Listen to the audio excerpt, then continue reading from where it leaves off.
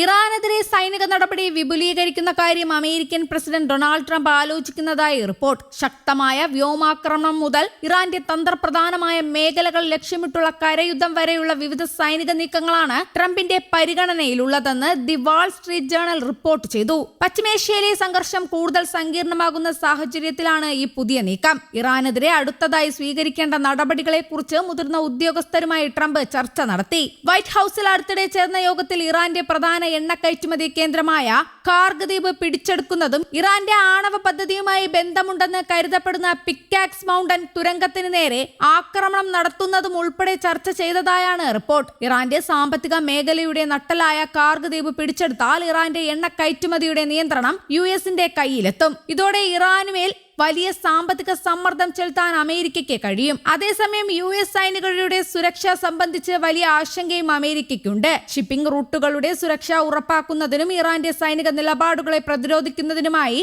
Hormuz കടലിടുക്കിന് സമീപമുള്ള Abu Musa, Greater Tunb, Lesser Tunb തുടങ്ങിയ മറ്റ് ദ്വീപുകൾ കൂടി കൈവശപ്പെടുത്തുന്നതിനെ കുറിച്ച് ട്രംപ് ആലോചിക്കുന്നതായി റിപ്പോർട്ടുണ്ട്. ഇറാന്റെ സൈനിക നീക്കങ്ങളെ പൂർണ്ണമായും തടയുക എന്ന ലക്ഷ്യത്തോടെയാണ് ഈ തന്ത്രപ്രധാന ദ്വീപുകൾ ലക്ഷ്യമിടുന്നത്. ഇറാന്റെ ഭൂഗർഭ തുരങ്ക സമുച്ചയമായ പിക്കാക്സ് മൗണ്ടൻ ആക്രമിക്കുക എന്നതാണ് ട്രംപിന് മുന്നിലുള്ള മറ്റൊരു ആലോചന. പർവ്വതത്തിന് 100 കണക്കിന് അടി താഴെയായി സ്ഥിതി ചെയ്യുന്ന ഈ ആണവ കേന്ദ്രം തകർക്കുക എന്നത് യുഎസും ഇസ്രായേലും ഇതിനകം ലക്ഷ്യമിട്ട മറ്റ് ആണവ നിലയങ്ങളെ അപേക്ഷിച്ച് ഏറെ ബുദ്ധിമുട്ടേറിയ കാര്യമാണ്. പിക്കാക്സ് മൗണ്ടൻ ലക്ഷ്യമിടുമെന്ന് ട്രംപ് പരസ്യമായ സൂചന നൽകിയിട്ടുണ്ടെങ്കിലും അന്തിമ തീരുമാനം എടുത്തിട്ടില്ലെന്നും നയതന്ത്ര ചർച്ചകളുടെ വഴി ഇപ്പോഴും തുറന്നു കിടക്കുകയാണെന്നും ഉദ്യോഗസ്ഥർ പറയുന്നു. അതേസമയം അമേരിക്കൻ ആക്രമണങ്ങളിൽ ഇതുവരെ 35 പേർ കൊല്ലപ്പെട്ടതായും 300-ലധികം പേർക്ക് പരിക്കേറ്റതായും ഇറാൻ ആരോഗ്യ മന്ത്രാലയ വക്താവ് അറിയിച്ചു. 72 പേർ ആശുപത്രിയിൽ ചികിത്സയിലാണ്. ഇതിന് ശക്തമായ തിരിച്ചടി നൽകുമെന്ന് ഇറാൻ സൈന്യം വ്യക്തമാക്കി. അമേരിക്കൻ സൈനികരുള്ള ബഹ്റൈൻ, കുവൈറ്റ് എന്നിവിടങ്ങളിലേക്ക് ഇറാൻ മിസൈൽ ആക്രമണം നടത്തി. ജോർദാൻ 3 ഇറാൻ മിസൈലുകൾ വെടിവെച്ച് വീഴ്ത്തി. ഗൾഫ് രാജ്യങ്ങൾക്ക് നേരെ ഇറാൻ നിരവധി മിസൈലുകളും ഡ്രോണുകളും പ്രയോഗിച്ചതായി സെൻകോം മേധാവി അഡ്മിറൽ ബ്രാഡ് കൂപ്പർ പറഞ്ഞു.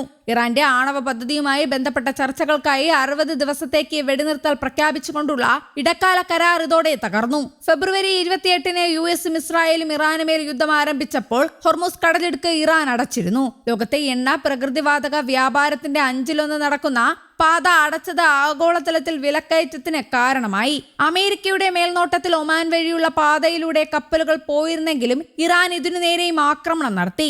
നിലവിൽ ബ്രന്റ് ക്രൂഡ് ഓയിൽ വില ബാരലിന് $85 മുകളിലെത്തി. യുദ്ധത്തിന് മുൻപുള്ളതിനേക്കാൾ 15% വർധനയാണിത്. എണ്ണ ഉൽപാദനത്തിലെ മിച്ചം കുറഞ്ഞു വരികയാണെന്ന് IMF അനലിസ്റ്റുകളായ Azim Sadikov, Jean Marc Nadal എന്നിവർ മുന്നറിയിപ്പ് നൽകി. നവംബറിൽ നടക്കുന്ന തിരഞ്ഞെടുപ്പിൽ യുഎസ് പ്രസിഡന്റ് ഡൊണാൾഡ് ട്രംപിനും റിപ്പബ്ലിക്കൻ പാർട്ടിക്കും വിലക്കയറ്റം വലിയ വെല്ലുവിളിയാണ്. പെൻസിൽവാനിയയിൽ നടന്ന പ്രതിരോധ ഉച്ചകോടിയിൽ സംസാരിക്കവേ ഇറാൻ മര്യാദ പാലിക്കുന്നതാണ് നല്ലതെന്ന് ട്രംപ് മുന്നറിയിപ്പ് നൽകി. അതേസമയം അമേരിക്ക ഇടക്കാല കരാർ വ്യവസ്ഥകൾ പാലിക്കുന്നില്ലെങ്കിൽ പൂർണ്ണമായ സൈനിക ഏറ്റുമുട്ടലിന് ഇറാൻ സജ്ജമാണെന്ന് parliament speaker Mohammad Bagher Ghalibaf വ്യക്തമാക്കി.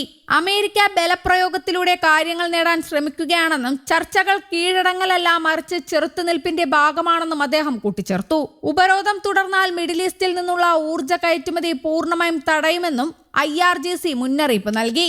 News desk, Kerala Kaumudi.